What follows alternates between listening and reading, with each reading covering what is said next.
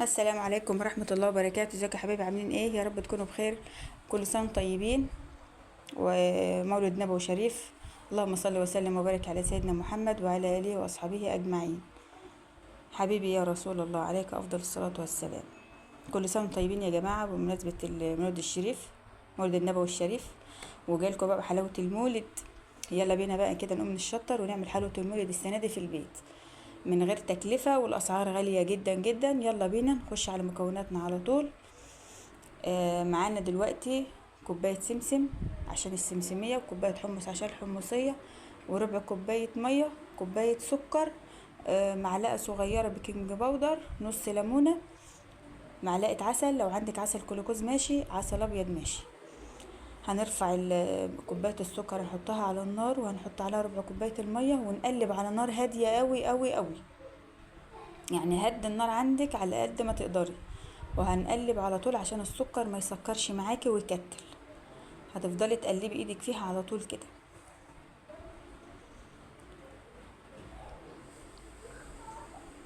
وما تنسوش يا جماعه اللايك والاشتراك في القناه عشان يوصلكم مني كل جديد.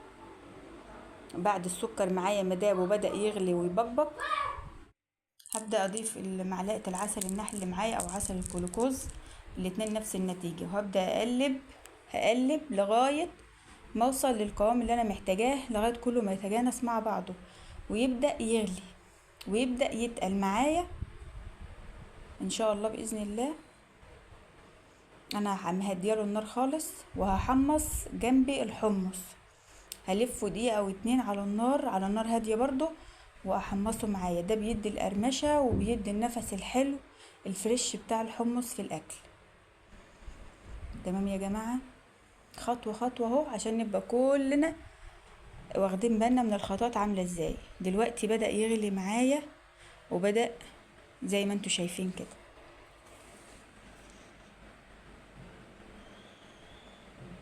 والحاجة غليت، الله المستعان، الحاجة كلها غليت، ما عادش حاجة رخيصة.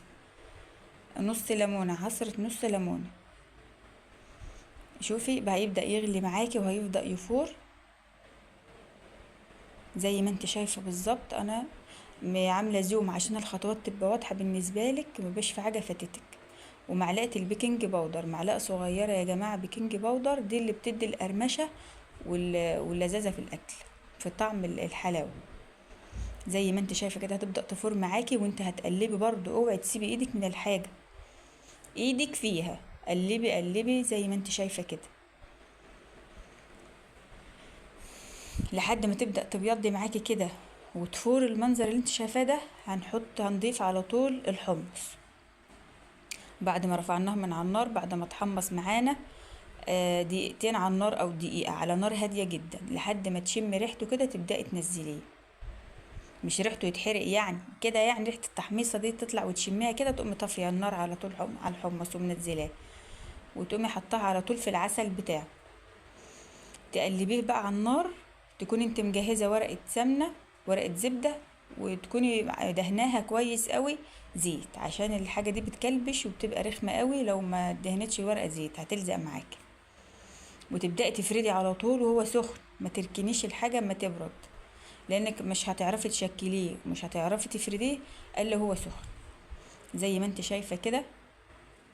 وبدأت بقى ايه، شكلته وقمت عاملاه زي ما انت شايفة كده قدامك الخطوات كلها. حط لايك بليز. كل سنة وانتم طيبين. ريحته كانت طالعة جميلة اوي وانا بعملها. خلاص كده انا هبدأ اشكله واقطعه بالسكينة. اول ما بيشم الهوا بيبدأ بقى يكلبش ويمسك. الخطوات لو ما اتعملتش زي ما انت شايفة كده مش هيوصل للنتيجة اللي انت عاوزاها، او النتيجة الصحيحة. دي كانت الحمصية بكل تكاتها وكل خطواتها، وبسيطة جدا، عاملاها لكم بطريقة سهلة جدا وبسيطة، اي حد ممكن يعملها، ومش هتاخد معاكي 7 دقايق بالساعة. هندخل بقى على السمسمية، هنمسكها نحمصها برضو على نار هادية جدا، دقيقة او اتنين تتحمص وتاخد معاكي لون اصفر شوية، تصفر سيكة كده. هحمصه الاول وارفعه من على النار واسيبه جنبي بقى، وابدأ اعمل في الشربات بتاعه.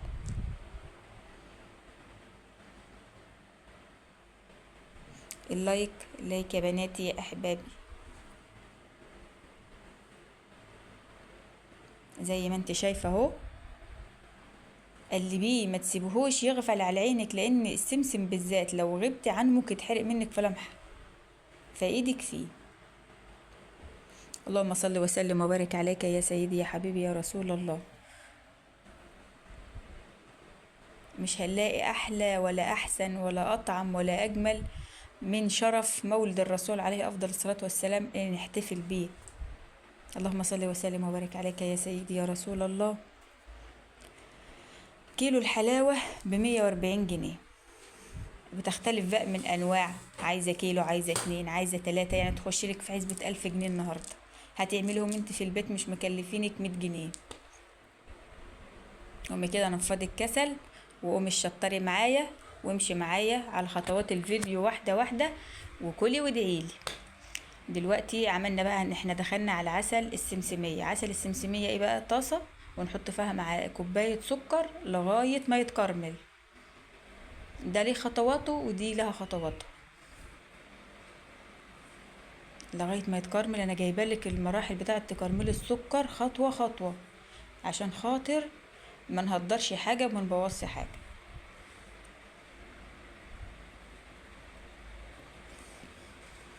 بدأ اهو، شايفه؟ بدأ يكرمل، وايدك فيه وتقلبيه هو كمان، عشان خاطر ما يبقاش حته اتحرقت وحته لسه ما طلتش النار. فاحنا نبقى ايه ماشيين مع بعض كده حلوين، وتقلبي ايدك في الحاجه زي ما انت شايفه كده بالظبط. بدأ يحمر، بدأ ياخد لون.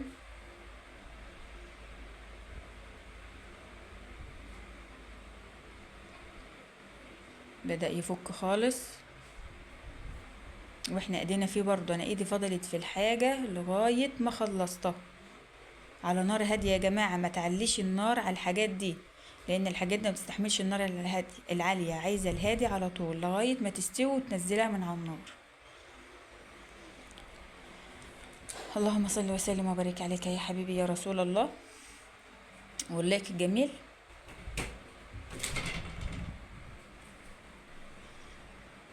اهو بدأ كله يفك معايا. هحط معايا مكعب الزبدة دلوقتي.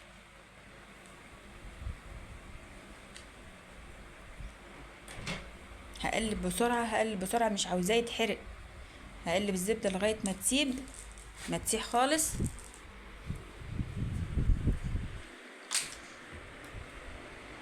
واضيف السمسم اللي انا محمصاه على نار هادية لغاية ما خد معايا اللون الاصفر الجميل اللي انتوا شايفينه. وما تحمريهوش عن كده، هو عاوز يا دوبك ياخد لون خفيف.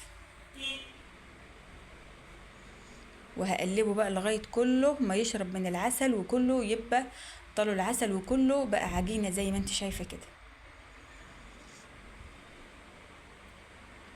سوري يا جماعة، انا ببقى ماسكة بايد، بصور بايد والايد التانية بتبقى شغالة، فبعتذر عن اي هزة في الصورة كده ولا كده.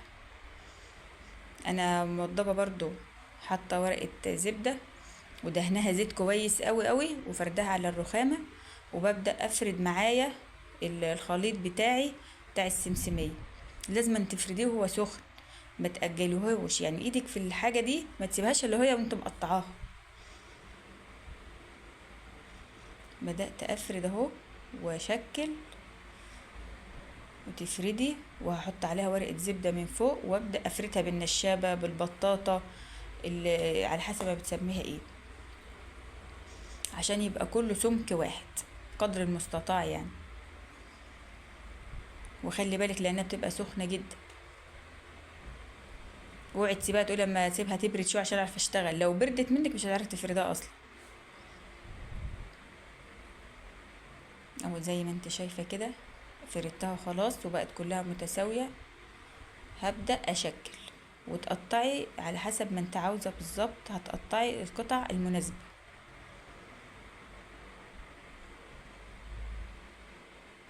انا كان بدأ تقفش معايا، بس كل ما ينشف كل ما يبرد كل ما يقفش.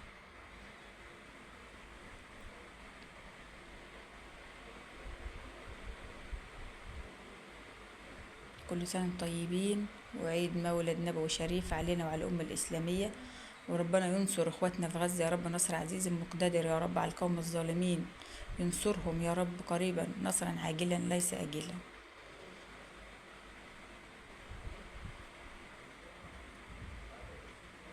أيوة كده تتك بعشم كده.